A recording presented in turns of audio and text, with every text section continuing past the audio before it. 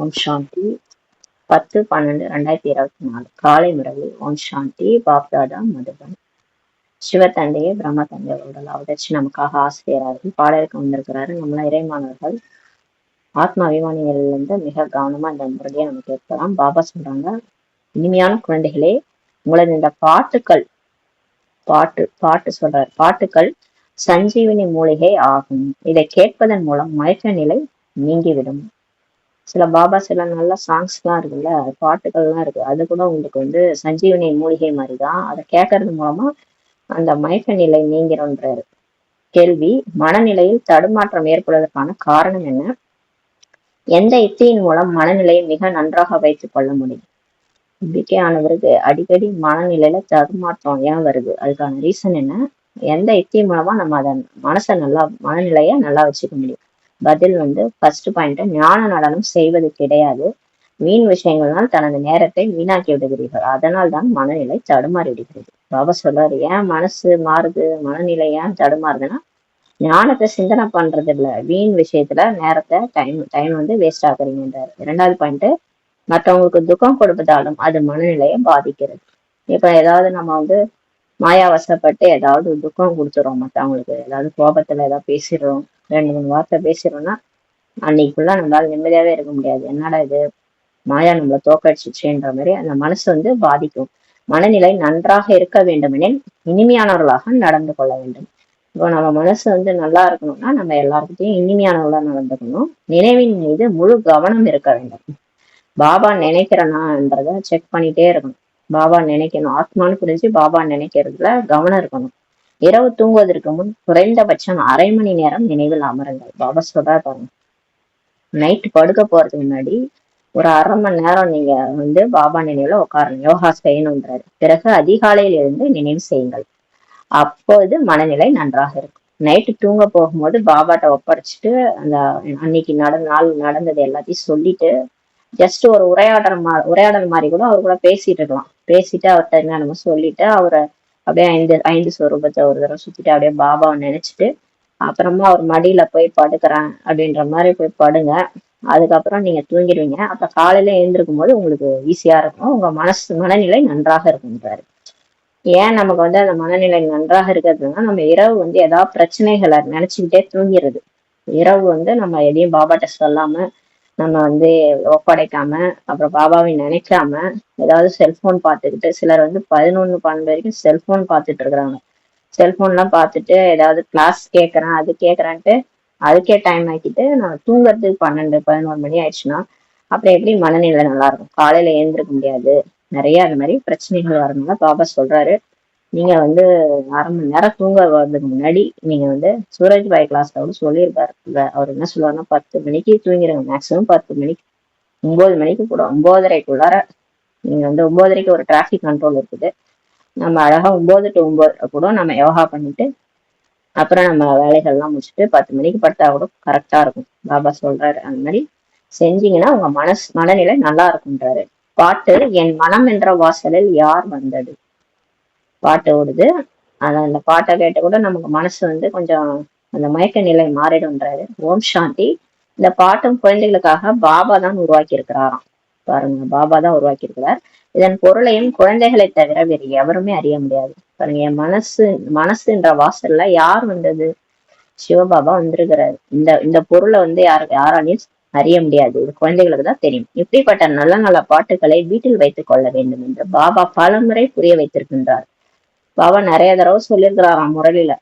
நம்ம ஏற்கனவே சொல்லியிருக்கிறாரு, நம்ம படிச்சே தெரியும் நமக்கு. நீங்க அடிக்கடி உங்க மூடு ஒரு மாதிரி மாறுதுன்னா நீங்க நல்ல நல்ல சாங்ஸ் எல்லாம் கேளுங்க. சமையல் பண்ணும்போது கூட நீங்க பாட்டெல்லாம் போட்டு பாபா நினைவுல சமையல் பண்ணுங்கன்னு சொல்லியிருக்கிறாரு. அப்ப நல்ல நல்ல பாட்டெல்லாம் நம்ம வீட்டுல வச்சுக்கணும்னு சொல்றாரு. வாடும் நிலை ஏற்படும் போது இந்த பாட்டுகளை கேட்பதன் மூலம் புத்தியில் உடனேயே இதன் பொருள் வந்துவிடும். அப்ப நம்ம எப்பயாவது ரொம்ப கவலையா இருக்கணும் அப்படின்னும் போது அந்த நமக்கு புத்தியில அந்த பொருள் வந்துடும். அப்புறம் பாபா நினைவு வந்துடும். பிறகு வாடிய நிலை நீங்கிவிடும் சொல்லி பாபா சொல்றாரு. இந்த பாட்டுகளும் சஞ்சீவினி மூலிகையாகும். இந்த மாதிரி நல்ல நல்ல பாடல்கள் கூட நமக்கு சஞ்சீவினி மூலிகைன்னு சொல்றாரு. பாபா கட்டளைகளை கொடுக்கின்றார், ஆனால் சிலர் நடைமுறைப்படுத்துகின்றனர். பாபா சிலதெல்லாம் சொல்றாரு, ஒரு அறிவுரையை சொல்றாரு, கட்டளையும் சொல்றாரு. ஆனா சிலர் தான் அதை செய்யறாங்கன்றாரு. எனது மற்றும் உங்கள் அனைவரின் உள்ளத்திலும் யார் வந்தது என்று இந்த பாட்டில் கூறுவது யார்?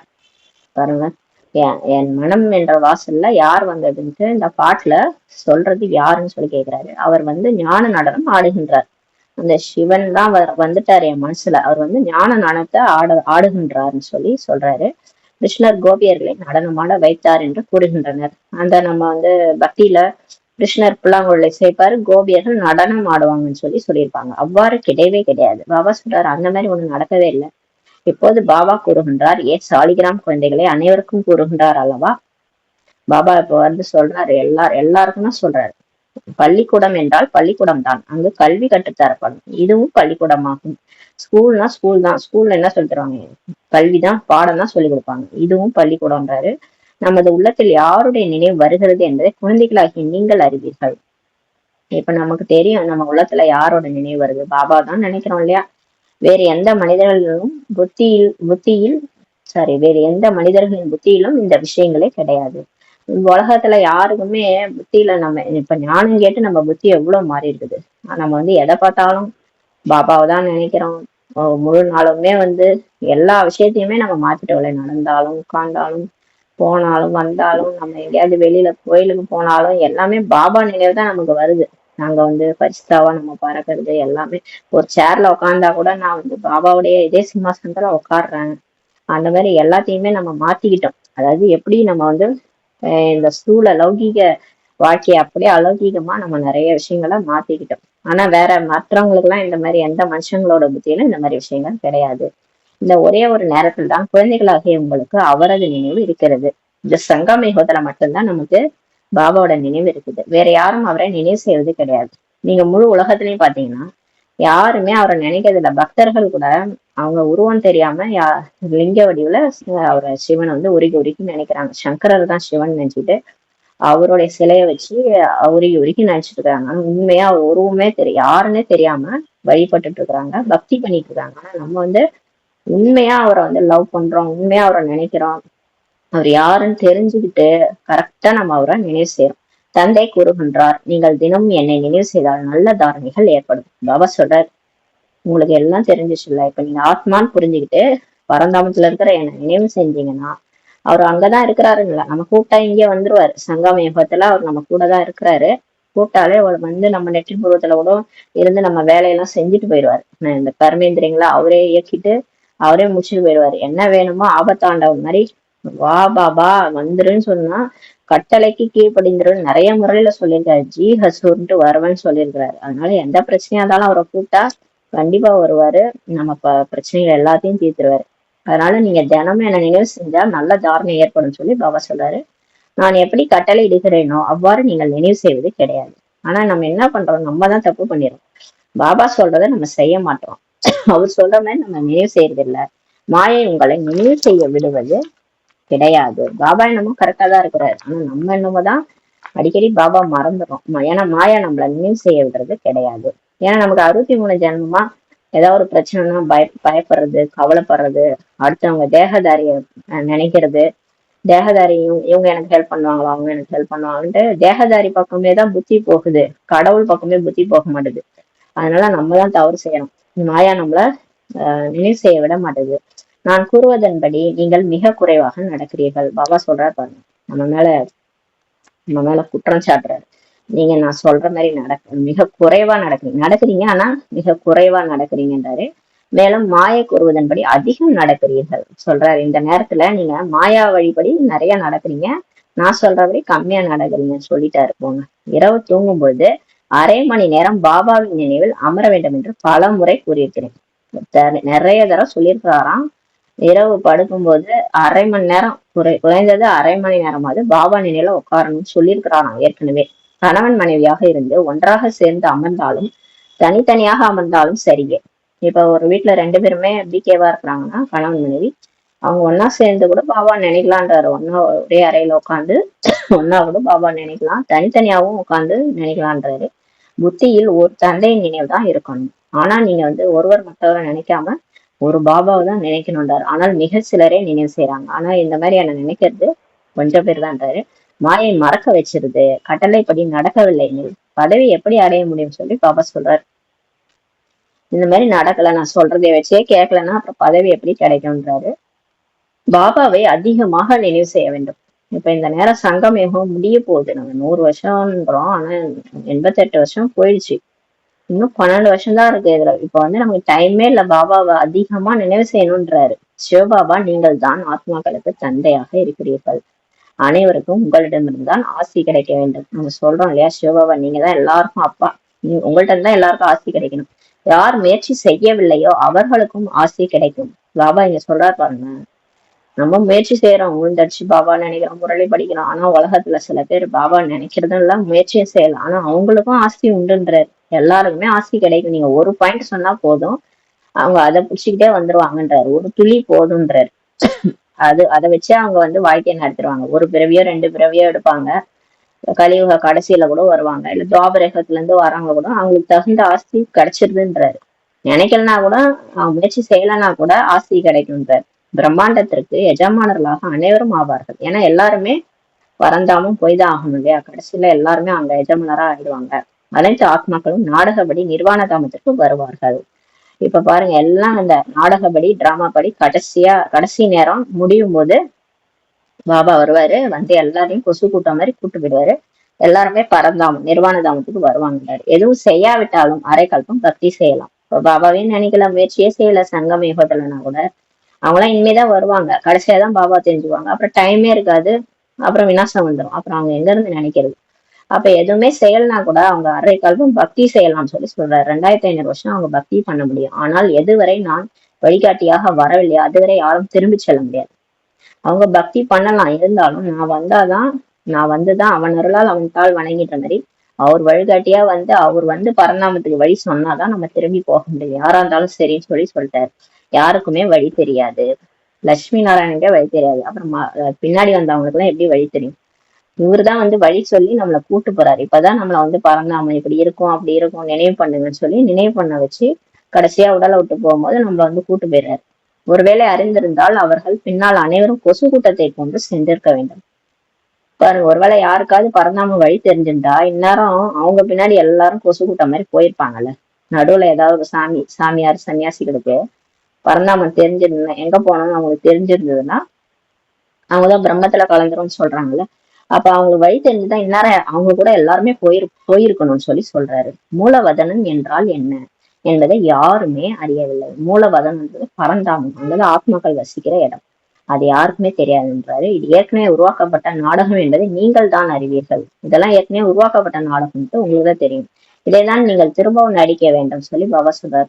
இந்த நாடகத்தை திரும்ப திரும்ப நீங்க நடிக்கணும். இப்போது பகலில் கர்மயோகியாகி தொழிலில் ஈடுபட்டு விடுங்கள். பாபா சொல்றாரு, காலையில என்ன பண்றீங்கன்னா வேலையெல்லாம் செய்யுங்க, வேலை செஞ்சுதான் ஆகணும். ஏன்னா நம்ம இந்த உடலை இயக்கணும்னா இந்த உடலுக்கு சாப்பாடு வேணும், இந்த உடலை குளிக்க வைக்கணும், எல்லாமே நம்ம செய்யணும் இல்லையா? அப்ப அது எல்லாத்தையுமே நீங்க வந்து பாபா நினைவுல செய்யுங்க. கரும யோகியா இருந்து செய்யும் போது அது வந்து களைப்பு தெரியாது. சமையல் போன்ற அனைத்து காரியங்களும் செய்யணும்ன்றாரு. சமையலும் செஞ்சுதான் ஆகணும், ஏன்னா எல்லாரும் சாப்பிட்டாகணும் இல்லையா? உடலுக்கு சாப்பாடு தேவைன்றனால சமையல் போன்ற காரியங்களும் செய்யணும். உண்மையில் கர்ம சந்நியாசம் என்று கூறுவது தவறாகும். கர்மத்தை சந்நியாசம் பண்ண முடியாது. அதாவது நான் கர்மமே செய்ய மாட்டேன் அப்படின்ட்டு நம்மளால எதுவுமே ஒதுக்கி வைக்க முடியாது. அது வந்து தவறுன்றாரு. காரியம் செய்யாமல் யாரும் இருக்க முடியாது. மூச்சு விடுறது கூட ஒரு கர்மா தான். மூச்சு விடாம இருக்க முடியுமா? அப்ப எல்லா வேலையும் செஞ்சுதான் ஆகணும், காரியம் செய்யாமல் யாரும் இருக்க முடியாதுன்றாரு. கர்ம சன்னியாசி என்று பொய்யான பெயர் வைத்து விட்டனர். அவங்க சொல்லிட்டாங்க கர்ம சன்னியாசி, கர்மத்தை யாராலையும் சன்னியாசம் பண்ண முடியாது அப்படின்னா மூச்சே விடக்கூடாதுன்னு சொல்லி பாபா சொல்றாரு. ஆக பகல் பொழுதில் காரியங்கள் செய்யுங்கள், இரவு மற்றும் அதிகாலையில் தந்தையை நல்ல முறையில் நினைவு செய்யுங்கள். இப்ப பாபா சொல்றாரு, எல்லாரும் சொன்னா என்ன சொல்றாங்க, டைமே இல்லைன்னு. பாபா என்ன சொல்றாரு, பகல் பொழுதுல என்னோட நினைவுல காரியங்களை செய்யுங்க. நைட்லயும் இல்ல அதிகாலை நேரம் இருக்கு இல்லையா, அதிகாலையில நீங்க 3 மணில இருந்தே பிரம்ம முகூர்த்தம் தான். எப்ப வேணாலும் உங்களுக்கு சௌகரியமா இருக்கும்போது 3 to 5 நீங்க அழகா எழுந்து பாபாவை நல்ல முறையில நினைவு செய்யுங்கன்னு சொல்றாரு. யார் இப்போது தன்னுடையவர்களாக ஆக்கியிருக்கிறாரோ அவரை நினைவு செய்தால் உதவியும் கிடைக்கும். இப்ப யார் உங்களை தேர்ந்தெடுத்திருக்கிறாங்க? கடவுளே வந்து தேர்ந்தெடுத்து அவருடையவரா ஆக்கியிருக்கிறாரு. அப்ப அவரை தானே நினைக்கணும். அவரை நினைச்சாதான் உதவியும் கிடைக்கும்ன்றாரு. இல்லையெனில் கிடைக்காது. நீங்க என்ன நினைக்கலன்னா நான் எப்படி உங்களுக்கு உதவி செய்ய முடியும்? கிடைக்காதுன்றாரு. செல்வந்தர்களுக்கு தந்தையினர்களாக ஆவதற்கான இதயமே இருக்காது எனும் போது பதவியும் கிடைக்காது. இப்ப பணக்காரங்க எல்லாம் இதுவே சொர்க்கம்ன்றாங்க. அவங்க வந்து இங்க வரணும்னே ஆசைப்பட மாட்டாங்க. கடவுளை நம்பவே மாட்டாங்க சில பேர், அது வேற விஷயம். அதனால ஏன்னா அந்த அளவுக்கு நிறைய பேர் தான் கடவுள்லாம் வேற சொல்லிக்கிறாங்களே, அதனால எதுல உண்மைத்தன்மை இல்லாதனால இப்ப எங்கேயுமே இப்ப நம்ம சொன்னாலுமே சிலர் நான் கடவுள்னு சொல்லிக்கிறாங்க.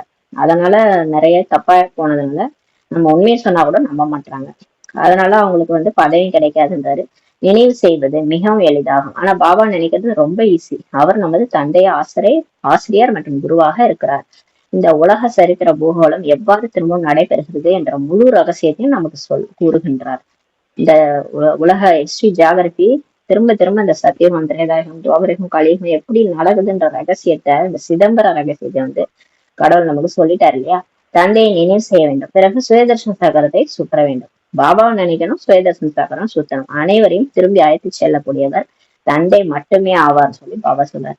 இப்படிப்பட்ட சிந்தனைகள் செய்ய வேண்டும். இந்த மாதிரி சிந்தனைகளும் நீங்க செய்யணும். இரவு தூங்கும் பொழுதும் இந்த ஞானம் சுற்றி கொண்டே இருக்கணும்ன்றாரு. என்ன கேட்டீங்களோ அந்த கேட்ட ஞானத்தை நம்ம புத்தியில ஓட விடணும். அதிகாலையில் எழுந்திருக்கும் போது இதே ஞானம் நினைவில் இருக்கிறது. பாருங்க, நம்ம தூங்கும் போது ஞானத்தை சிந்தனை பண்ணினே தூங்கணும். காலைல எழுந்திருக்கும் போது அந்த ஞானம் தான் நினைவுல இருக்கணும்ன்றாரு. பிராமணர்களாகிய நாம் தான் தேவதைகளாக, சத்திரியர், வைசியர், சூத்திரர்களாக இப்ப ஆகிறோம். பிறகு மீண்டும் பாபா வருவார் அடுத்த கல்பத்துல. மீண்டும் நாம் சூத்திரர்ல இருந்து பிராமணர்களாக ஆவோம். திரும்ப திரும்ப இதேதான் நடக்கும்ன்றாரு. பாபா திருமூர்த்தியாக, திரிகாலதர்சியாக, திரிநேத்திரியாகவும் இருக்கிறார்.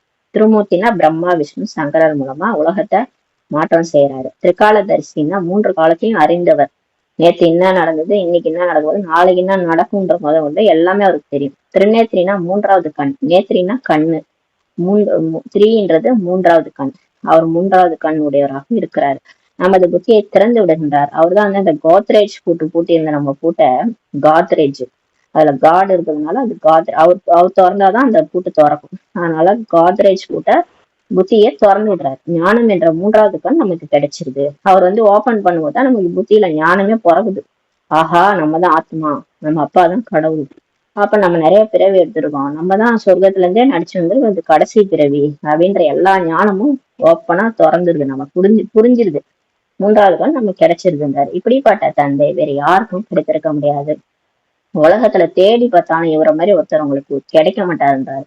தந்தை படைக்கின்றார், தாயாகவும் ஆகி விடுகின்றார். கடவுள் படைக்கிறாருன்னா அவரேதான் அப்பா அம்மாவும் ஆயிடுறாரு இல்லையா. அவர் அம்மை அப்பன்னு சொல்லி வணங்குறாங்க பக்தியில. ஜெகதாம்பாவை நிமித்தமாக ஆக்குகின்றார். அவர் மாதாஸ் தலையில தான் கலசம் வைக்கிறார், ஞான கலசத்தை பெண்கள் தலையில. ஏன்னா பெண்கள் நரகத்தின் வாசல் சாமியார்கள் சொல்லிட்டாங்க. அதனால பாபா சொர்க்கத்தின் வாசல் பெண்கள் சொல்லி ஆக்குறேன்னு சொல்லிட்டு நம்ம தலையில, இப்ப மாதாஸ் தலையில கலசத்தை வச்சுட்டாரு. அதனால ஜெகதாம்பா மம்மாவை நிமித்தமாக ஆக்குறார். தந்தை இந்த சரீரத்தில் பிரம்மா ரூபத்தில் விளையாடம் செய்கின்றார். இப்ப பிரம்மா உடல்ல பாபா நம்ம கூட விளையாடுறாராம். பாருங்களேன், நம்ம கூட கடவுளே விளையாடுற நேரம் இது. எவ்வளவு என்ஜாய் பண்ணணும் நம்ம. இப்ப அவரை கூட நான் விளையாடுறேன். இப்ப சூட்சும உலகத்துல இருக்கிறாரு பிரம்மா பாபா, அவ்வியக்தம் ஆயிட்டாரும். உடலை விட்டு போயிட்டா என்ன, அவர் அங்கதான் இருக்காருல்ல சூட்சும உலகத்துல, அங்க போய் விளையாடுவோம். நம்மளும் பரிசுத்தாவா போயிட்டு அவர் கூட ஓடி பிடிச்சு விளையாட வேண்டியதுதான். அதான் சொல்றாரு, இந்த சரீரத்துல நான் விளையாடும் செய்கின்றார். அப்ப சிவபாபா கூட விளையாடணும், நம்ம சுற்றி வரவும் செய்கின்றார். எல்லா இடத்துக்கும் பிரம்மா உடல்லதான் சுத்தி வர்றாரு. நாம் பாபாவை நினைவு செய்கின்றோம் அல்லவா, நம்ம கடவுளை நினைக்கிறோம். இவரது ரதத்தில் வருகின்றார் என்பது நீங்கள் அறிவீர்கள். இந்த பிரம்மா உடல்ல தான் அவர் வராருன்னு நமக்கு தெரியும். அந்த நந்தி தான் பிரம்மான்றது நமக்கு தெரியும். அவங்க எல்லாம் ஒத்துக்கலன்னா கூட இதுதான் உண்மை, இவர் உடல்ல அதை வராரு. அதனால சிவன் இவர் உடல்ல தான் உண்மையெல்லாம் சொல்றாரு. ஏன்னா அவருக்கு வாய் வேணும்ன்றதுனால. பாப்தாதான் நம்முடன் விளையாடுகின்றார் என்று நீங்கள் கூறுவீர்கள். நமக்கு தெரியும், நம்ம சிவனும் தாதாவும் பிரம்மா பாபாவும் நம்ம கூட விளையாடுறாங்கன்ட்டு நம்ம சொல்றோம். விளையாட்டின் பொழுதும் நினைவில் இருப்பதற்கான முயற்சியை பாபா செய்கின்றார். விளையாடினா கூட நமக்கு நினைவு யார் கூட இருக்கு, கனெக்ஷனு கடவுளோட தானே இருக்கு. யார் கூட விளையாடுறோமோ அவங்க கூட கனெக்ஷன் இருக்கும் இல்லையா. அப்ப நினைவில் இருப்பதற்கான முயற்சியை பாபா செய்யறாரு. பாபா கூறுகின்றார், நான் இவர் மூலமாக விளையாடி கொண்டிருக்கின்றேன்.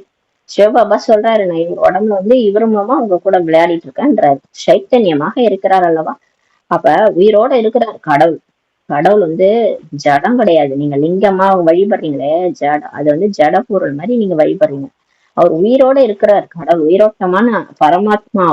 அவர் நம்ம இப்ப நம்ம கூட சைத்தன்யமா இருக்கிறார். ஆக இப்படிப்பட்ட சிந்தனை இப்போ செய்ய வேண்டும். இப்படிப்பட்ட தந்தையிடம் பலியாகி விட வேண்டும்.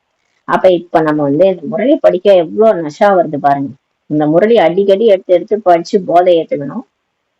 இப்படிப்பட்ட சிந்தனை நீங்க செய்யணும், இப்படிப்பட்ட தந்தையிடம் நீங்க பலியாகிடணும்னு சொல்லி சொல்றாரு. பலியாகி விடுவேன் என்று நீங்கள் பக்தியில் பாடி வந்தீர்கள். பக்தியில சொல்லிட்டு தான் வந்தீங்க, பாபா நீங்க வந்து அவங்கள்ட்ட நான் பலியாயிடுவேன்னு சொல்லிட்டு. இப்போது தந்தை சொல்றாரு, என்னை இந்த ஒரு பிறப்பில் வாரிசாக ஆக்கி கொண்டால் நான் 21 பிறவிகளுக்கு உங்களுக்கு ராஜ்ய பாக்கியத்தை தருவேன். என்ன இந்த பிரிவுல குழந்தையா ஆக்கிட்டீங்கன்னா, எல்லா பாரத்தையும் என்கிட்ட கொடுத்துட்டீங்கன்னா, ஒரு வீட்டுல ஒரு பையன் இருக்கிறான்னா அந்த பையன்கிட்ட எல்லாத்தையும் சொல்லிட்டு நீ பாத்துக்கோ, இந்த வீட இந்த வாசல எல்லாத்தையும் பாத்துக்கோ, கடன் பிரச்சனை எல்லாத்தையும் உன் தலையில கொடுத்துற, நீ பாத்துக்கோன்ட்டு நம்ம ஃப்ரீயா இருப்போம்ல, என் பையன் பாத்துக்குவான்ட்டு அந்த மாதிரி அவர்கிட்ட கொடுத்துருங்க. கொடுத்துட்டு 21 பிறவிக்கு நீங்க ராஜ்ய பாக்கியத்தை வாங்கிக்கங்கன்னு சொல்லி சொல்றாரு. இப்போது இவர் கட்டளை கொடுத்தார் எனில் அதன்படி நடக்கணும்னு சொல்லி சொல்றாரு. இப்ப சிவபாபா பிரம்மபாபா மூலமாவும் கட்டளை கொடுக்குறாரு.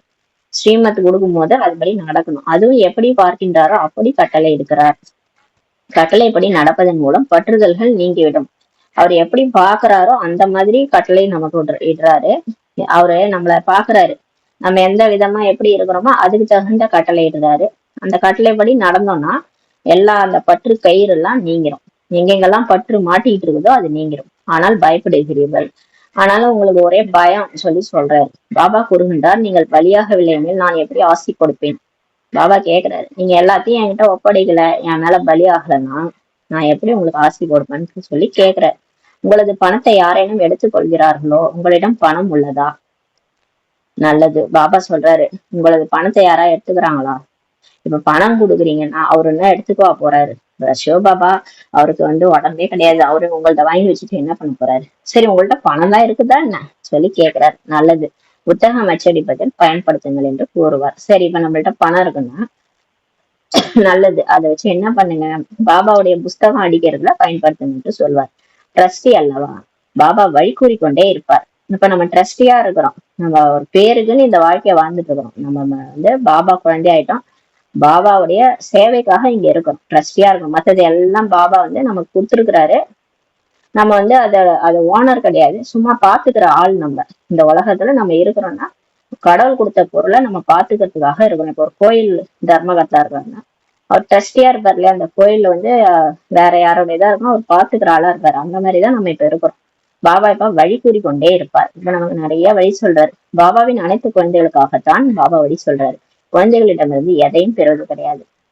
பாபா நம்ம கிட்ட இருந்து ஏதாவது வாங்கி அவர் என்ன பண்ண போறாரு? அவரை நம்மகிட்ட எதுவுமே வாங்குறது இல்லை. பற்றுதல்களை நீங்கி விடுங்கள் என்று யுக்தியாக புரிய வைக்கிறார். பாபா எதுக்கு சொல்றாருன்னா, நம்ம கிளம்புற நேரத்துல ஏதாவது ஒண்ணு பூச்சி நம்மள எழுதக்கூடாது. இந்த பூலோகத்துல புவியீர்ப்பு சக்தி மாதிரி இங்க ஏதாவது ஒரு பொருள் மேல ஆசையை வச்சுக்கின்னு போற நேரத்துல பூச்சி அது இழுத்துச்சுன்னா எப்படி வருவீங்க என்கிட்டன்னு சொல்லி கேட்கிறாரு. அதுக்காக தான் பற்றுதலை நீக்கி விடுங்கன்ட்டு யுக்தியா இப்ப புரிய வைக்கிறார். பற்றுதலும் மிகப்பெரிய முள்ளாகும் சொல்லி சொல்றாரு. இந்த 5 விகாரமே முள்ளுதான். அந்த முள்ளுல இந்த பற்று கூட பெரிய முள்ளுன்றாரு. குரங்கு போன்றது. இந்த குரங்கு என்ன பண்ணும், இந்த குரங்கு வந்து செத்து போன அதோட குழந்தைய கூட வச்சுன்னு தெரியுமா, அந்த அளவுக்கு அது பற்று இருக்குமா.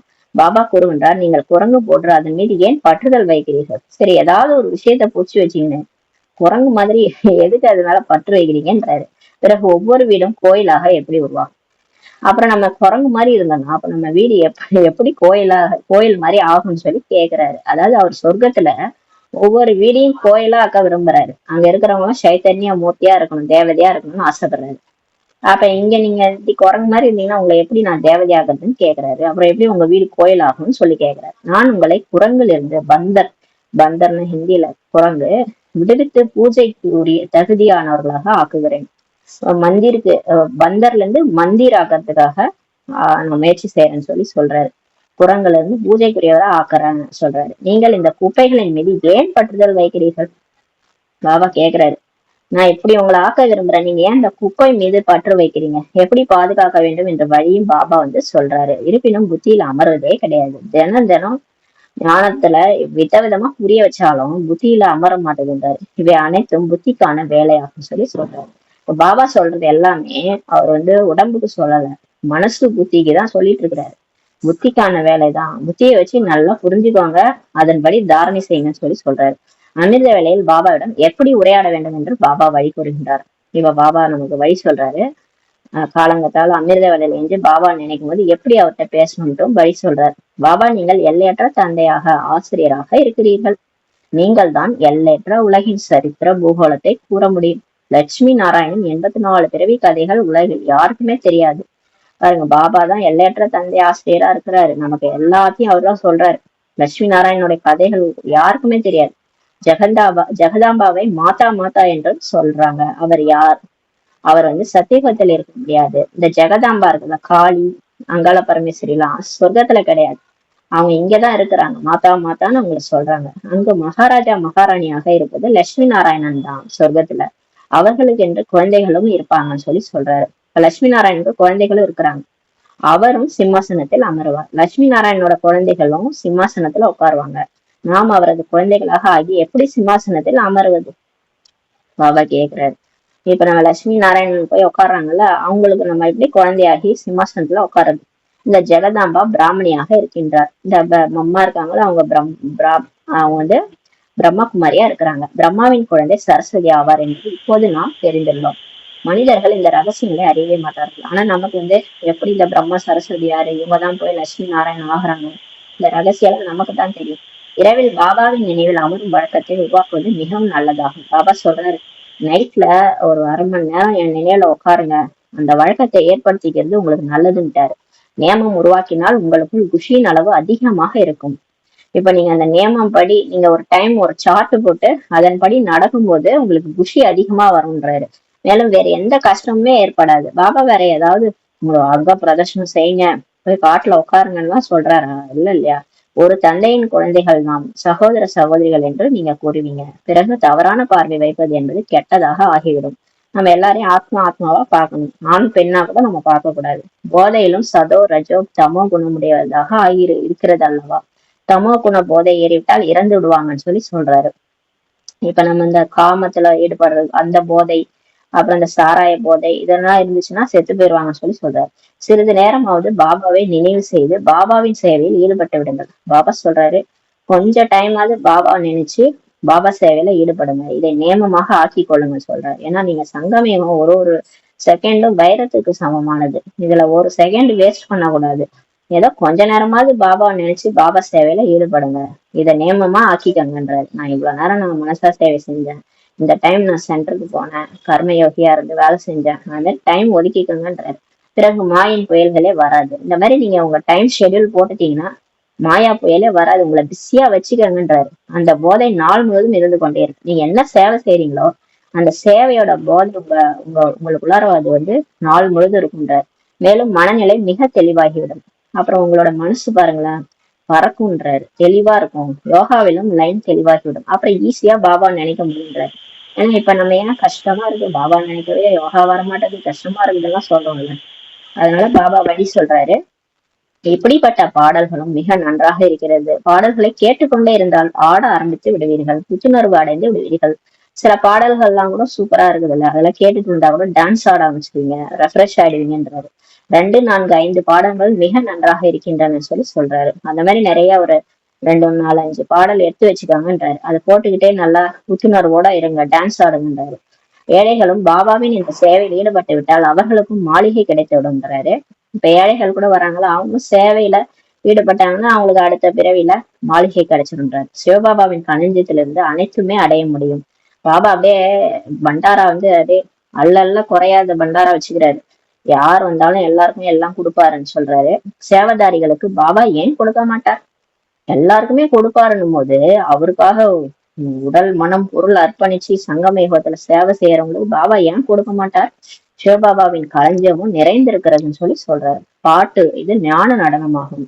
பாபா சொல்றாரு, இந்த பாட்டு எல்லாம் வருது இல்லையா, அது பாட்டு அவங்க காமிக்கிறது அந்த பாட்டு. நம்ம டான்ஸ் ஆடுறது நம்ம ஞானத்தை சிந்தனை பண்ணி டான்ஸ் ஆடுறதுன்னு சொல்றாரு. தந்தை கோப கோபியர்களுக்கு ஞான நடனம் ஆட செய்விக்கின்றார். இப்ப கடவுளே இந்த உண்மையான கோப கோபியர்கள் நம்ம தான். இந்த புல்லாங்குழல் இசைன்றது பாபா வாசிக்கிற இந்த முரளி தான்.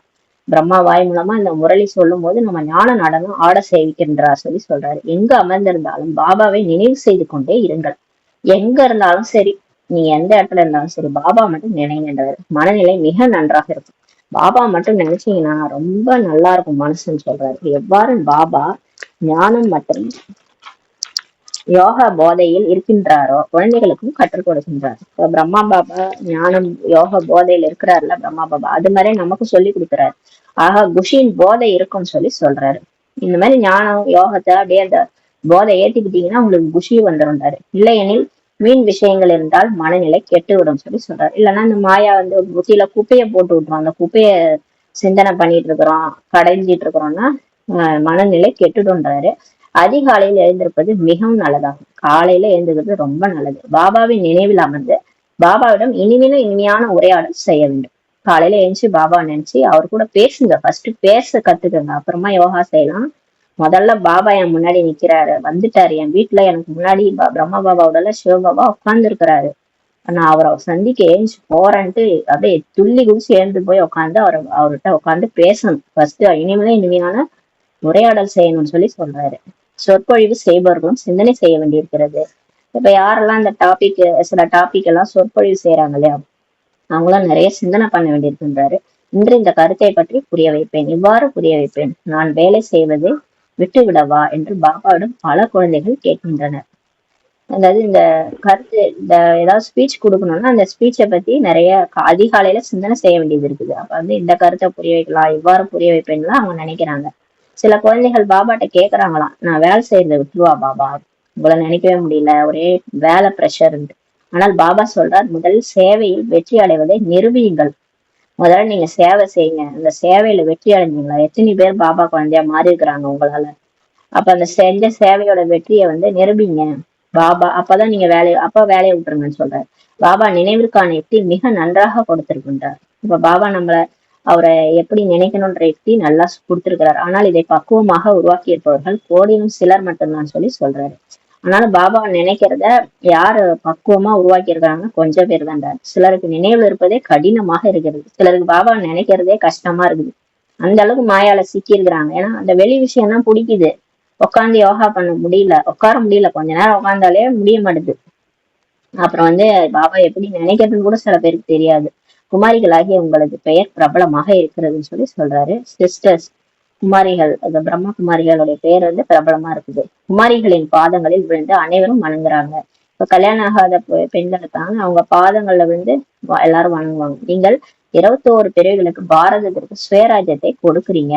உங்களது நினைவு சின்னமாக கோயில்களும் இருக்கிறதுன்னு சொல்லி சொல்றாரு.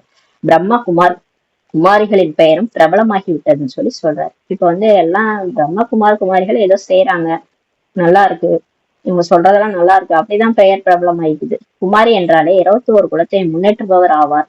ஆக இதன் பொருளையும் புரிய வைக்க வேண்டும் சொல்லி சொல்றாரு. ஒரு பெண் பிறந்தா 21 குலம் தடைக்கும்னு சொல்லி சொல்லுவாங்க பக்தியில. அதை உண்மையா புரிய வைங்க. இங்க ஒரு பிரம்ம குமாரி உருவானாங்கன்னா 21 பிறவிக்கு ஆஸ்தி கிடைச்சிரும்ன்ட்டு புரிய வைங்கன்றாரு. அவங்க ஒரு வீட்டுல ஒரு பெண்ணை வந்து பிரம்மகுமாரியா மாத்திட்டோம்னா அந்த குடும்பமே தழைச்சிடும்.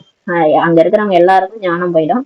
அவங்க போய் சொர்க்கத்துல 21 பிறவிக்கு ஆசை அடைவாங்க. இதை புரிய வைங்கன்றாரு. இது 5000 ஆண்டிற்கான ரீல் ஆகும். இது ஒரு சினிமா, இது 5000 வருஷம் கதைன்றாரு. எதுவெல்லாம் கடந்து முடிஞ்சதோ அது நாடகம் என்று குழந்தைகளாகி நீங்கள் தெரிஞ்சிருக்கிறீர்கள். பாபா சொல்றாரு, எது நடந்ததோ அது எல்லாமே டிராமா. நேற்று கூட சொன்னார்ல, எது நடந்ததோ அதை பத்தி எல்லாம் கவலைப்படக்கூடாது. தவறு ஏற்பட்டு விட்டது, நாடகம். ஏதாவது நடந்துச்சா, மிஸ்டேக் ஆயிடுச்சா, அது கூட டிராமான்னு சொல்லி சொல்றாரு. பிறகு எதிர்காலத்திற்கான தனது ரிஜிஸ்டரை சரி செய்து விட வேண்டும். அதுக்காக தவறு நடந்துச்சு டிராமான்னு சொல்லினே இருக்கக்கூடாது. எதிர்காலத்துல ஃபியூச்சர்ல அதை செய்யக்கூடாது. தன்னோட ரெஜிஸ்டரை சரி செஞ்சிடணும். இனிமே நான் செய்ய மாட்டேன், திரும்பவும் பண்ணிட்டு திரும்பவும் டிராமா. இந்த டிராமா பாயிண்ட தப்பா நிறைய பேர் யூஸ் பண்றாங்க. தப்பு பண்ணிட்டு டிராமான்னு சொல்லிடுறாங்க. அந்த மாதிரி கிடையாது. நம்மளே வேணும்னே தப்பு பண்ணிட்டு டிராமான்னு சொல்லக்கூடாது. தப்பு நடந்துச்சுன்னா சரி டிராமான்ட்டு விட்டுறணும். மத்தவங்க செஞ்சாலும் சரி நம்ம செஞ்சாலும் அதை நினைச்சு கவலைப்படாம இனிமே நான் அதை செய்ய மாட்டேன், எதிர்காலத்துல சரியா இருப்பான்ட்டு சரி செஞ்சிடணும். பிறகு ரெஜிஸ்டர் கெட்டு விடக்கூடாதுன்னு சொல்லி சொல்றாரு. மிக அதிக முயற்சி செய்யணும்னு சொல்லி சொல்றாரு. இப்ப டைமே இல்ல, ரொம்ப அதிக முயற்சி பண்ணணும்ன்றாரு. அப்போதுதான் உயர்ந்த பதவியை உங்களால் அடைய முடியும். பாபாவினுடையவர்களாக ஆகிவிட்டால் பிறகு பாபாவும் ஆஸ்தி கொடுப்பார். மாட்டான் குழந்தைகளுக்கு ஆஸ்தி கொடுக்க மாட்டார். இப்ப பாபா குழந்தையா ஆனாதான் பிகேவா நம்ம இருந்து மாயா குழந்தையா இல்லாம பிகேவா ஒழுங்கா பாபா குழந்தையா இருந்தாதான் ஆஸ்தி கொடுப்பார். நம்ம மாயா குழந்தையா இருந்தோம்னா ஆஸ்தி கொடுக்க மாட்டாருன்னு சொல்லி சொல்றாரு. அதாவது வெளி உலக விஷயங்கள்ல போயிட்டு சும்மா வந்து இங்க வந்து இங்கேயும் வர்றது அங்கேயும் போறது, அந்த மாதிரி மாயா வசம் ஆயிருந்தாலும் ஆஸ்தி பாபா நமக்கு கொடுக்க மாட்டான்னு சொல்றாரு. உதவி செய்வது கடமையாகும். பாபாவுக்கு உதவி செய்யறது கடமை. புத்திசாலிகளாக இருப்பவர்கள் ஒவ்வொரு விஷயத்திலும் உதவி செய்வார்கள். யார் புத்திசாலியோ அவங்க எல்லா விஷயத்திலையும் உதவி செய்வாங்கன்னு சொல்றாரு. தந்தை பாருங்கள் எவ்வளவு உதவி செய்கின்றார். இந்த பிரம்மா பாபா பாருங்க எவ்வளவு உதவி செய்யறார். தைரியமான குழந்தைகளுக்கு தந்தை உதவி செய்வார். சிவபாபாவும் தான். யாரு தைரியன்ற ஒரு அடி எடுத்து வைக்கிறாங்களோ அவர் 1000 அடி எடுத்து வச்சு நமக்கு உதவி செய்ய வர்றாரு. நம்ம ஃபர்ஸ்ட் என்ன பண்ணோம், நமக்கு பூட்டு திறந்துட்டாரு. உடனே நமக்கு புரிஞ்சிருச்சு. நம்ம தைரியம் என்ற அடி எடுத்து வச்சோம். உடனே ஸ்ரீமத்தை ஃபாலோ பண்றதுக்கு எவ்வளவு தடைகள் வந்தாலும் பாபா எவ்வளவு ஹெல்ப் பண்ணி நம்ம மாத்தினாரு இல்லையா. நம்ம வீட்டுல இருக்கிறவங்களையும் மாத்தினாரு, நமக்கு எல்லாமே வழி விட்டாரு. அப்ப அந்த அளவுக்கு தைரியமான குழந்தைகளுக்கு தான் பாபா உதவி செய்வார். மாயாவை வெல்வதற்கும் சக்தி தேவை. இப்ப நீங்க ஈஸியா காமம், கோபம், பற்று, ஆசை, அகங்காரம் வெல்ல முடியாது. வீட்டுல இருக்கிறவங்கள சமாளிக்க முடியாது. அப்ப எல்லாத்தையும் வெல்றதுக்கு நமக்கு சக்தி வேணும். அது பாபா தான் கொடுப்பாரு. அப்ப கரண்ட் நம்ம கொடுக்குறாரு. அதன் மூலமா தான் நம்மளால மாயாவை வெல்ல முடியும். ஒரு ஆன்மீக தந்தையை நினைவு செய்யணும்னு சொல்லி பாபா சொல்றாரு. பாபாவை நினைச்சா போதும், எல்லாமே சரியாயிடும்ன்றாரு. மற்ற தொடர்புகளை துண்டித்து ஒருவரிடம் தொடர்பை ஏற்படுத்தி கொள்ள வேண்டும் சொல்லி பாபா சொல்றாரு. மற்ற எல்லா விஷயங்களையும் விட்டுடுங்க, ஒரு பாபாவை மட்டும் நினைங்கன்றாரு. பாபா ஞான கடலாக இருக்கிறார். நான் இவருள் பிரவேசம் செய்து பேசுகின்றேன் என்று சிவனும் சொல்றாரு. பிரம்மா உடல்ல நான் பேசினேன்னு சொல்றாரு. நான் தந்தையாக, ஆசிரியராக, குருவாக இருக்கிறேன். பிரம்மா, விஷ்ணு, சங்கரரை படைக்கக்கூடியவன் என்று வேற யாருமே சொல்ல முடியாது. இந்த விஷயங்களை இப்போது குழந்தைகளாகிய நீங்க தான் புரிஞ்சுக்கிட்டீங்கன்னு சொல்லி சொல்றாரு. நல்லது. இனிமேலும் இனிய தேடி கண்டெடுக்கப்பட்ட செல்ல குழந்தைகளுக்கு தாயும் தந்தையமான பாப் தாதாவின் அன்பு நினைவுகள் மற்றும் காலை வணக்கம்.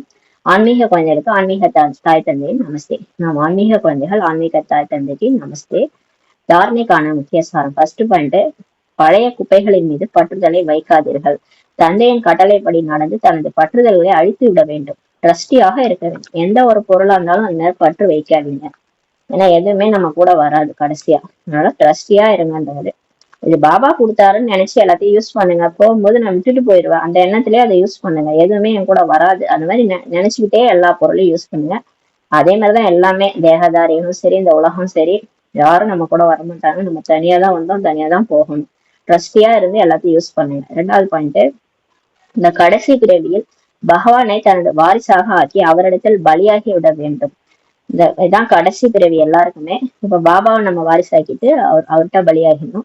அப்போதுதான் 21 பிறவிற்கான ராஜ பாக்கியம் உங்களுக்கு கிடைக்கின்றாரு. தந்தையை நினைவு செய்து சேவை செய்ய வேண்டும். போதையில் இருக்க வேண்டும். ரிஜிஸ்டர் கெட்டுவிடக்கூடாது என்பதில் அட்டென்ஷன் செலுத்த வேண்டும் சொல்லி பாபா சொல்றாரு. கவனம் செலுத்தணும். வரதானம், கண்கூடான பலன் மூலமாக அதீந்திரிய சுகத்தின் அனுபவம் செய்யும் சுயநலமற்ற சேவாதாரி ஆவியர்களாக என்ற வரதானம் கொடுக்குறாரு. சுயநலமற்றன்னா தனக்குன்னு அதுல எந்த ஒரு இதுவும் இருக்காது. அந்த பிரதிபலன் எதிர்பார்க்காத ஒரு சேவை செய்யணும். அந்த மாதிரி யார் செய்யறாங்களோ அவங்க கண்கூடான பலனை அதீந்திரிய சுகத்தின் மூலமாக அனுபவம் செய்வாங்கன்னு சொல்றாரு. அந்த மாதிரி செய்யக்கூடிய சுயநலமற்ற சேவாதாரி ஆகுதுன்ற வரதானம் கொடுக்குறாரு. சத்தியுகத்தில் சங்கமத்தின் கர்மத்திற்கான பலன் தான் கிடைக்கும். இங்க நம்ம என்ன செய்யறோமோ அதுதான் சொர்க்கத்துல நமக்கு பலனா கிடைக்கும். ஆனால் இங்கு தந்தையினோட ஆகிவிடும் போது பிரத்யட்ச பலன் ஆஸ்தியின் ரூபத்தில் கிடைக்கிறது. ஆனாலும் இங்க பாபாவே நம்ம கூட இருக்கிறாரு. அங்க சொர்க்கத்துல இருக்க மாட்டாரு. இந்த பாபாவுடையவரா ஆகும்போது, அப்பாவுடையவரா ஆகும்போது பிரத்யட்ச பலன் ஆஸ்தியின் ரூபத்துல கிடைக்கிறது. சேவை செய்தீர்கள், மேலும் சேவை செய்வதன் கூடவே மகிழ்ச்சியும் உங்களுக்கு கிடைத்து விட்டது. என்ன சேவை செஞ்சாலும் சரி, ஒரு சேர தூக்கி போட்டா கூட கர்ம யோகியா இருந்து செய்யும் போது அந்த சேவை செய்வதனுடைய மகிழ்ச்சி நமக்கு இன்ஸ்டன்டா கிடைச்சிருன்றாரு. யார் நினைவில் இருந்து சுயநலமற்ற உணர்வுடன் சேவை செய்யறாங்களோ அவர்களுக்கு சேவையின் பிரத்யட்ச பலன் அவசியம் கிடைக்கின்றது சொல்லி பாபா சொல்றாரு. பாபா நினைவுல இருந்து சுயநலம் இல்லாம யார் சேவை செய்யறாங்களோ அவங்களுக்கு உடனே அந்த சேவையினுடைய பலன், பிரத்யட்ச பலன் என்ன கிடைக்கும்? குஷி கிடைக்கும். மனசுல ஒரு குஷி கிடைக்கும், அவசியம் கிடைக்கின்றதுன்றாரு. பிரத்யட்ச பலன் தான் பசுமையான பழம் ஆகும். இந்த பிரத்யட்ச பலனு தான் உடனே கிடைக்கிற அந்த பழம், பசுமையான பழம் சொல்லி சொல்றாரு. அதுதான் அந்த சேவையினோட பலன்றாரு. அது எவர் ஹெல்த்தி என்றும் ஆரோக்கியமுடையவர்களாக ஆக்கிவிடுகிறது. அது நம்மள இந்த மாதிரி நம்ம சேவை செய்யும் போது நம்மள என்றென்றும் ஆரோக்கியமுடையவர்களாக ஆக்கிறது. அப்ப உடம்பு நம்ம சேவை செய்ய உடம்பு ஆரோக்கியமா இருக்கின்றாரு. யோகத்துடன் கூடிய சரியான சேவையின் பலனாவது என்னென்ன கிடைக்கும்னா, இப்ப யோகா பாபா நினைவோட சரியா நம்ம சேவை செய்யும் போது அதனுடைய பலனை நமக்கு என்னென்ன கிடைக்கும்னா, மகிழ்ச்சி, இன்ஸ்டன்டா ஒரு குஷி கிடைக்கும். அதீந்திரிய சுகம், அதாவது இந்த இந்திரியங்களுக்குலாம் அப்பாற்பட்ட ஒரு சுகம் கிடைக்கும். மற்றும் லேசான மற்றும் ஒளியின் அனுபவம், இந்த 3 கிடைக்கும் சொல்லி சொல்றாரு பாருங்க. கர்ம யோகியா இருந்து சரியான சேவை செய்யும் போது மகிழ்ச்சி, அதீந்திரிய சுகம் மற்றும் லேசான ஒளியின் அனுபவம் கிடைக்கும்ன்றாரு. ஸ்லோகன், யார் தங்களது நடத்தை மூலமாக ஆன்மீக கம்பீரத்தன்மையின் ஜொலிப்பு மற்றும் ஜலக் மற்றும் பலக் பெருமிதத்தின் அனுபவம் செய்விக்கிறார்களோ அவர்களே விசேஷ ஆத்மா ஆவார்கள். யார் இப்போ பாபா குழந்தையாயிட்டு தன்னோட நடத்தை மூலம் ஆன்மீக கம்பீர தன்மைய காட்டுவாங்க. அவங்க முகத்துல அந்த ஒரு ஜொலிப்பு தெரியும், கம்பீரமா இருப்பாங்க. எனக்கு எனக்கு யார் கிடைச்சிருக்காங்க, எனக்கு கடவுளே கிடைச்சிட்டாரு, கடவுளே.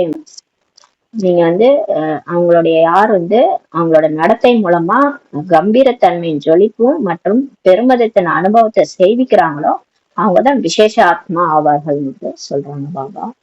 ஓம் சாந்தி. நன்றி பாபா, நன்றி பாபா, நன்றி பாபா.